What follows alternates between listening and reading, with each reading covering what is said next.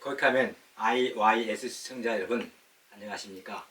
2021년 1월 25일 월요일 오후 4시 거기 하면 IYS가 40차 방송을 시작합니다. 하면 IYS는 나가자 세계로 라는 깃발을 높이 들고 매주 월요일과 목요일 4시에 15분씩 방송하고 있습니다. 코이카 하면 IYS는 진실과 정의를 바탕으로 세계평화, 인류공영과 한반도 평화통일을 지향하고 있습니다. 오늘 또 아라비안 나이트 나라, 그러나 지금은 분쟁의 땅, 이라크 세 번째 이야기를 시작하겠습니다. 제가 만난 사람들인데요. 우선 마스드 바르자니 대통령과 그의 조카인 리체르반 바르자니 총리입니다. 마스드 대통령은 1946년생으로 크루드족의 아버지라고 추앙받는 무스타파 바르자니의 두째 아들이었습니다. 그 형이 아버지보다 일찍 죽자 아버지의 뒤를 이어 1977년에 쿠르드 지도자로 2005년대 쿠르드 KRG 정부 대통령이 되었죠. 과묵하고 남의 말을 경청하며 생각이 깊었습니다. 미국이 사담 후세인 대통령을 축출하기 위하여 이라크를 침공하자 미국에 적극 협조하는 친미 실리 외교 정책을 펼쳤죠. 그래서 쿠르드 지역은 이라크 전쟁 당시 포탄 한 방도 받지 않았을 뿐만 아니라 후세인 제거 후에는 중앙정부로부터 교부금을 받고 있었죠. 교부금은 원유 판매 대금의 17%로 2005년 당시 연 55억 불에 달했습니다.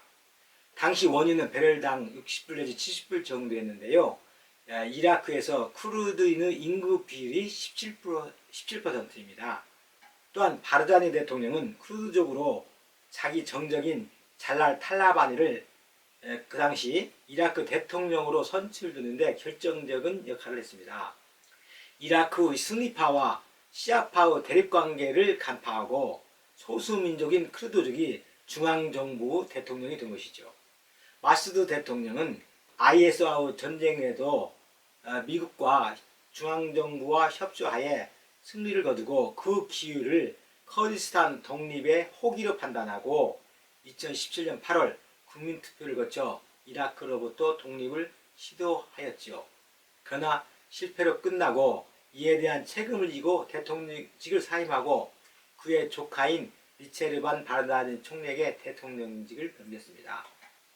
리체르반 당시 바르자니 총리는 1966년생이었는데 쿠르드족의 민족적 영웅으로 최고 추앙을 받는 무스타파 바르자니의 큰 손자입니다. 당시 쿠르드 대통령인 마스드 바르자니의 장조카이며 동시에 큰 사위이기도 했습니다. 다시 말해서 친사촌끼리 결혼한 것이죠. 쿠르드족이나 아랍족은 근친 간 결혼이 보통이며 명문가일수록 사촌과도 결혼합니다. 혈통과 재산, 사회적 지위를 보호하기 위한 풍습이지요. 바르자니 총리의 아버지는 그의 할아버지보다 먼저 사고로 세상을 떠났지요. 그래서 할아버지 무스타파 바르자니 지도자가 1979년 운명하자 당시 13세였던 바르자니 총리는 미성년자이어서 그의 작은아버지 마스드가 할아버지 지도자를 계승하여 2004년도에 KRG 정부 초대 대통령이 되었지요. 이라크 쿠르드족은 바르자니 왕국이라고 할 수 있습니다. 리체르반 바르자니는 대학 졸업 후 바로 장관, 부총리를 역임하고 2000년부터 총리직을 수행하고 있었어요. 사람들은 작은 아버지이자 장인인 현 대통령 마스드 바르자니의 뒤를 이어 그가 대통령이 된다고들 말했습니다. 저는 협력사 발굴과 추진을 위해서 각 부처 장관을 수시로 만났으나 처음에는 바르자니 총리와는 접촉이 없었습니다. 그러나 2006년 2월 본부에서 신장범 코이카 총재가 이라크 방문을 한다는 소식을 듣고 총리실에 면담 신청을 했죠. 그러자 생각지도 않게 바로 그 다음날 저에게 총리실로 들어오라는 전화가 왔습니다. 코이카 총재가 먼 길을 위험을 무릅쓰고 아르빌까지 오는데 제가 국무총리와 면담은 성사시켜야 한다고 판단한 것이죠. 리체르반 총리의 첫인상은 오마 샤리프를 뺨치는 수얀 용모에 언변이 뛰어나며 유머가 넘쳤습니다. 제가 들어서니 악수하며 저보고 호메니용이 살아온 줄 알았다고 했습니다. 저는 당시에 신수염을 한 15cm 이렇게 기르고 있었거든요. 그는 저의 활동을 각 부처 장관의 보고를 통해서 익히 알고 있고 얼굴도 TV를 통해서 잘 알고 있다고 하면서 그렇지 않아도 한번 만나보고 싶었다며 연상인 저를 아주 부드럽게 리드해 나갔습니다.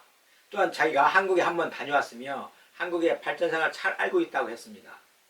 자이트 무대는 인력으로, 코이카는 자금과 기술로 아르빌 정부를 돕는 양대 축이라고 말하며 한국 정부와 또 저에게 사의를 표했습니다.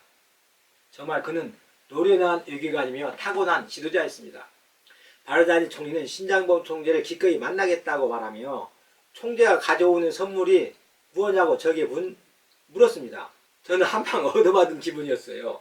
저는 우리 총재가 사업 현장을 직접 확인하고 우리의 협력 사업에 대하여 행정적으로 협조하는 귀정부에게 사의를 표명하기 위하여 총리와 면담을 희망한다고만 했는데 선물이 뭐냐고 묻는 거예요. 저는 정신을 차리고 가까스로 대답했습니다. 협력단은 소장인 저를 통해서 귀국에 필요한 협력 사업을 연중 발굴하고 하라고 이미 임했고, 그래서 저는 각 부처 장관을 통해서 귀정부에 가장 필요한 사업을 파악하여 서울에 보고하고 현재 각종 사업을 수행하고 있다고 말씀드렸습니다. 그러니 따로 총재가 선물 보따리를 가져온다는 통보를 받지 못했으나 총리가 총재에게 귀정부에 가장 필요한 사업에 대하여 정중하게 요청한다면 총재는 아마 저에게 그 사업을 적극 검토해보라고 할 것이다 라고 답하며 혹시 총리가 지금 우중에 있는 협력사업이 있느냐고 물어봤습니다. 총리는 아직 정해진 것은 없으나 내각 회의에서 한번 의견을 수렴해 보겠다고 했습니다. 그래서 앞장에서 제가 말씀드렸듯이 코이카의 업무편에서 밝혔듯이 신장범 총재와 면담 시 총리는 IT 훈련센터 지원 요청을 우리 정부에 하게 되었습니다. 그 후 여러 차례 총리와 면담이 있었죠. 2005년 10월 중순쯤에는 박건호 전국 정기연합회 수석 부회장을 단장으로 한 우리나라 10대 그룹 사장으로 구성된 자이트 무대 연말 이문단이 아랍을 방문했죠. 그리고 부대 장병들을 정리했습니다. 그때 바르다니 국무총리는 저의 건의로 그들을 저는 총리실에 총리 공간으로 초청해서 정경련 대표단과 정순조 자이트 사단장을 모든 주요 간부들을 만찬에 초대했었죠. 주비는 박건우 수석 부회장과 10대 그룹 사장단이었습니다. 그런데도 바르다니 총리는 안면이 있는 저와 주로 이야기를 하였습니다. 그리고 저를 그 정경련 이문단한테 아르비르 산타크로스라고 그렇게 소개까지 했죠. 그래서 저는 바르다니 총리에게 말했습니다. 그렇습니다. 나는 어떻게 보면 한국 정부가 보낸 산타크로스입니다. 그렇지만 산타크로스만을 좋아해서는 안 됩니다. 왜냐하면 산타크로스는 1년에 한 번만 찾아오며 그것도 어린아이한테만 오기 때문입니다. 귀국이 진정 발전하기를 바란다면 여기 오늘 온 한국의 기업가를 사랑하고 대대적으로 환영해야 합니다. 이분들이 여기에 다시 와서 돈을 많이, 그것도 아주 많이 벌어가도록 해야 합니다. 왜냐하면 이들이 100달러를 빌어가면 귀국에는 1000달러가 남게 되고 이들이 100억 달러를 벌어가면 귀국에는 1000억 달러가 남게 됩니다. 거둬들인 세금으로 근로자에게 준 월급으로 그들이 소비한 돈으로 또 그들을 찾아온 손님들의 관광비로 특히 이분들은 한국을 절대 빈곤에서 오늘의 한국으로 발전시킨 경륜을 갖고 있는 세계 유수 기업가들입니다.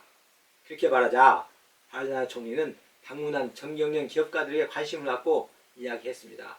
그 후 총리와 면담할 때 총리는 저에게 진지하게 물었습니다. 한국의 기업가를 유치하려면 어떻게 하는가 하고요. 저는 대답했습니다. 지금 당장은 어렵다. 왜냐하면 이라크는 전쟁 중이라 우리 정부에서 이라크에 투자는 물론이고 이라크 방문이나 관광조차 금하고 있다. 어서 빨리 전쟁이 우선 종식되고 이라크가 안정되어야 한다. 그 다음에는 두 가지 제도만 갖추면 기업가들은 오지 말라고 해도 자본과 기술을 갖게 오게 되어 있다. 첫 번째는 심전보장이고 또 다른 하나는 과실송금 보장이다. 신변 보장과 과실송금 보장이다. 세금을 내고 적법하게 번 돈은 얼마든지 가져가게 해야 한다. 신변이 보장되지 않고 과실송금이 보장되지 않는다면 어느 기업가도 이곳에 오지 않는다. 이 두 가지만 보장하면 기업가든 오지 말라 해도 오게 되어 있다. 해외 자본과 기술 주체는 신변 보장과 과실송금 보장, 이 두 가지가 알파요 오메가이다 라고 강조하자 총리는 고개를 끄덕이며 저에게 고맙다고 사의를 표했습니다. 저는 바르자니 총리와 둘이 있을 때 아르빌 지역에 원유가 많이 매장되어 있다는데 왜 개발을 하지 않느냐고 한번 물어봤습니다. 바르자니 총리는 이라크 원유 매장량의 반 이상이 크루드 지역에 매장되어 있는 것이 사실이지만 자기들은 개발을 서두를 생각이 없다는 거였어요. 이유를 물어보니 크루드 자치적 궁극적 목표는 독립국가 건설이라는 거였습니다. 사실 크루드 민족은 이라크, 터키, 시리아, 이란, 요르단 지역에 7천만 명이 살고 있는 종족이지만 국가를 이루지 못했죠. 2차 대전 때는 크루드 민족들은 영국, 미국, 소련에 적극 협조하여 종전 후 이들로부터 독립을 약속받았습니다. 이를 믿고 종전 후 1946년에 바르자니 총리 할아버지인 무스타파 바르자니가 크루드 공화국을 선포하였으나 이라크, 터키, 이란 등의 강한 반발로 미국, 영국, 소련은 크루드 공화국을 돕지 않았어요. 그래서 크루드 공화국은 3개월 만에 붕괴되고 할아버지 무스타파 바르자니는 모스크바로 망명했습니다. 바르자니 총리는 지금 원유를 개발하는 것보다 자기들 아들 세대가 20, 30년 후에 개발하면 경제 가치가 더 클 것이라고 말했습니다. 왜냐하면 지금 개발하면 배럴당 60불이나 20, 30년 후에 다른 나라 원유가 고갈될 때 개발하면 그 가치는 지금보다 20, 30배 될 것이며 그때 지금으로 그 자금으로 독립국가 건설에 유용하게 쓸 수 있다는 논리였습니다. 일견 좋은 의견 같았지요. 그러나 저는 이렇게 총리에게 조언했습니다. 자식에게 재산을 남겨주는 것보다 좋은 교육을 시켜주는 것이 최상이다. 우리 한국을 보라. 부모가 남겨준 재산이나 자원이 없어도 부모가 시켜준 교육 덕택에 오늘의 한국을 이룩하지 않았는가. 자원이나 재산을 남겨주면 후손들은 이를 믿고 나태해질 수가 있다. 그러나 지금 개발하여 그 자금으로 국토를 개발하고 자식들에게 최상의 교육을 시켜주는 것이 최선이다라고 강조했죠. 그리고 원유를 만약 개발하게 된다면 서구에 있는 석유 5대 메이저들보다 원유 확보가 절실하고 원유 개발 능력과 국토 건설 능력이 탁월한 대한민국과 손잡고 개발하는 것이 더 유익할 것이라고 조언하였습니다. 사실 한 달 전에 아르빌을 방문한 장기호 이라크 대사와 제가 협의를 했는데요. 크루드 지역에 대한 진출은 어느 분야보다도 원유 개발 분야가 가장 국익의 보탬이 될 거라는데 장기호 대사와 전 의견을 같이 했습니다. 그 후 이라크 대사관의 노력으로 한국석유개발공사 황두열 사장과 그 전문가들이 아르빌에 2차례 방문했습니다. 대한석유공사는 바르자니 총리와 천연자원과 면담하고 원유 개발에 관한 원칙적인 협의를 하였죠. 그리고 2008년 2월 중순에는 바르자니 총리가 하차노 이라크 대사의 주선으로 천연자원 장관 등 10여 명의 장관을 대동하고 방한하여 이명박 당시 대통령 당선자와 회담을 했죠. 그리고 각 분야에서 협력을 중지키고 원칙적으로 합의했었죠. 다음날 바르자니 총리는 아르빌 지역 5개 공국에서 시추할 것과 20억 달러 규모의 아르빌 개발 사업에 대하여 한국석유개발공사와 양해 계약서를 체결하기로 했습니다. 저는 그때 바르자니 총리 일행을 초청해서 신라호텔에서 조찬을 갖고 아르빌 석유개발과 도시건설 사업에 한국을 최우선 고려하라고 조언했습니다. 우리 측에서는 장기호 대사, 임상우 서기관, 김용표 코이카 본부장, 장우주 육사 발전회장, 최익봉 특전사 사령관, GNK 박한규 사장 그런 분들이 참석했었습니다. 당시 이는 이명박 정부의 원유 외교의 첫 성과라고 여겨졌으나 시추한 5개 공구는 경제성이 없다고 2011년 9월에 도하신문에 다 발표되어서 저는 무척 놀랐습니다. 미체르반 총리는 2017년 10월 작은 아버지인 마스드 대통령이 사임함에 따라 제2대 KRG 정부 대통령이 되고 마스드 대통령 아들인 자기 사촌인 마스드를 총리로 임명하여 그 둘이 사촌간 둘이 현재 KRG 정부를 이끌고 있습니다. 일칠반 대통령님, 당신이 그토록 소원하는 커디스탄 민주공화국이 설득 날, 그리고 유엔에 가입되는 날, 그날을 저는 기다리겠습니다. 대통령님도 우리 한반도 통일을 위해 기도해 주세요. 다음에는 제 빼시마르가 연인 이 책 발간해서 말씀드리겠습니다. 2007년 4월 이라크 근무를 마치고 귀국하기 한 2주일 전쯤에 런던 우리 대사관에서 근무하던 이라크 외교부 연락사무소로 오는 이주준호 서기관이 부임했는데요. 그는 파리에서 온 박수덕 서기관의 후임이었죠. 당시 문승현 공사는 박수덕 서기관이 후배지만은 자랑스러움을 넘어 존경한다고 칭찬을 아끼지 않던 서기관이었습니다. 런던에서 온 이준호 서기관은 부임길에 런던 공관에 김대식 총영사가 저에게 선물이라 하면서 이 책 Love in a Townland, 찢긴 사나이에서의 사랑, 그 말이죠. Love in a Townland, 이 책을 김대식 총영사가 제게 선물로 주라고 해서 가져왔다면서 저를 주었습니다. 책 내용이 이라크를 배경으로 한 미국 여류 작가의 실화를 배경으로 한 소설이니까 제가 이라크에 근무하니까 흥미를 가질 것이라면서 선물을 주었답니다. 정말 김대식 총사가 고마웠습니다. 그리고 저는 무엇보다 이 책 제목이나 표지에 실린 이 미모의 크리트 처녀가 범상치 않게 보였죠. 그래서 저는 며칠을 밤새 읽었습니다. 책에 나온 지명이나 인물 등은 제가 여기서 직접 간 곳이고 만난 사람들이었어요. 그러니 어찌 감동하지 않겠습니까? 후세인 대통령의 압박받는 크루드족, 이라크와의 8년 전쟁, 모든 게 과장 없는 실화였습니다. 그리고 저는 바르자니 총리에게 이민사를 하러 갔습니다. 서울로 이제 발령이 난 거죠. 바르자니 총리는 저에게 몇 년 더 이곳에 머물면서 경제개발에 대하여 자문해달라고 저에게 권유했지만은 저는 조직의 명을 따라야 한다며 이왕 내가 공직에 나섰으니까 정년퇴직까지는 우리 국가에 충성하겠으며 몇 년 후 정년퇴직하면 이곳에 다시 와서 봉사하겠다고 대답했습니다. 저의 결심을 들은 바르자니 총리는 퇴임 전이라도 꼭 이곳에 와 크루드를 도와달라고 하면서 총리는 저에게 주한 크루드 명예대사 역할을 해달라고 정중히 요청했습니다. 저는 즐거운 마음으로 일을 수행한다고 화답했죠. 저는 러브 인 어 톤랜드를 통해서 이슬람의 문화, 크루드 역사와 문화, 그리고 사랑에 대하여 더욱 감명을 받았다고 총리에게 말했습니다.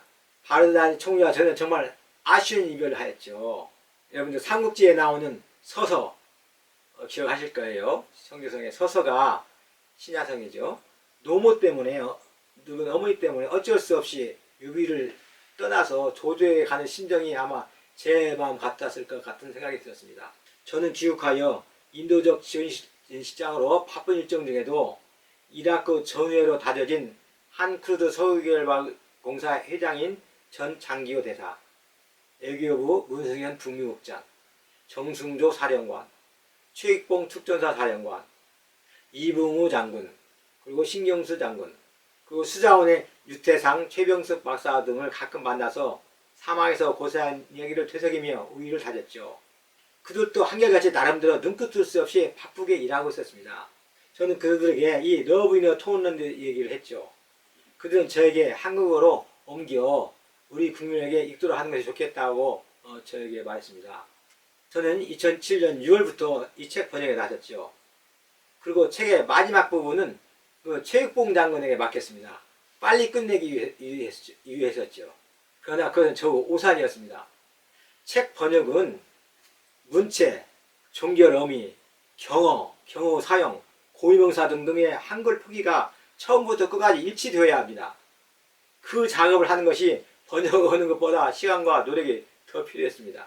그리고 2008년 4월 인터넷으로 책 제목을 응모받는 등 어려운 과정을 거쳐 이 페시메르가 연인이라는 멋진 제목으로 한국에서 발간했습니다.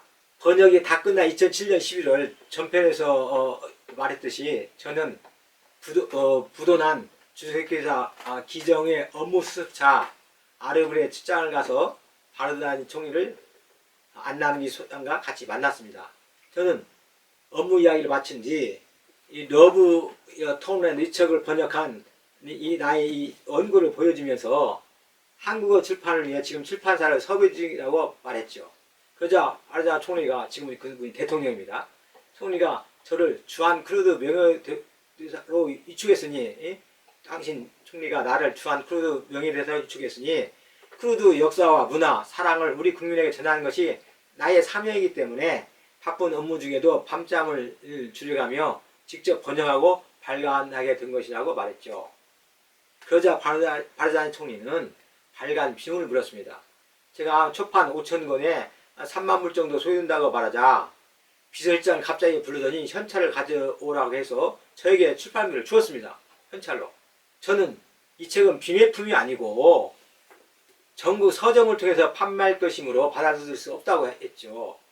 그러자 총리는 안 팔리면 어떡하냐고 하면서 억지로 저에게 맡겼습니다. 그러나 나는 이 책 발간은 명예대사로서 나의 당연한 업무이고 이 책을 출판은 출판사에서 책임이며 나는 팔리는 만큼 인쇄만 받으면 된다. 그렇게 설명하고 그 돈을 가까스로 총리에게 돌려주었습니다. 바르다 총리는 즉석에서 추천서를 써줬는데요. 코이카와 자이튼이 있어 한국은 우리 가족이 됐다 라는 멋진 추천을 써주어서 제 책 뒤에 이 추천을 실었습니다. 다음은 보탄 오스만 IT 교육훈련원장 이야기인데요. 그는 중고등학교를 런던에서 마치고 옥스퍼드 대학에서 IT 분야 석사 학위를 취득하고 박사 학위를 받고 있었습니다. 그때 바르다니 총리의 부름에 응하여 아르빌에 돌아와서 IT 교육훈련원장으로 재직하였죠. 그와 나는 아르빌 정부 나아갈 방향에 대해서 정말 많은 이야기를 나누고 의기투합하였죠. 그는 크루드 지역 유수 대학에서 내가 투각하도록 주선하고 통역을 자임했습니다. 저는 그에게 국제협력단 아르빌 사무소에게 적극 협조한 공로로 바르다니 총리 참사가의 표창장을 수여하게 되었습니다. 제가 안 해도 그는 총리 후 두터운 신임과 IT 산업에 대한 그의 지식과 신념으로 협력단이 지원한 아르빌 IT 교육훈련원을 이라크뿐만 아니라 중동에서 제일가는 IT 훈련센터로 육성하였습니다. 그는 나에게 사석에서는 한국말로 형님이라고 부릅니다. 보탄, 우리가 밤새워 이야기했던 꾸르드 앞날이 하루빨리 실현되어 아르빌이 두바이처럼 되는 날, 아르빌 공원에서 그대가 가르쳐준 촛빛 댄스 한번 신명나게 멋지게 한번 춥세 그려.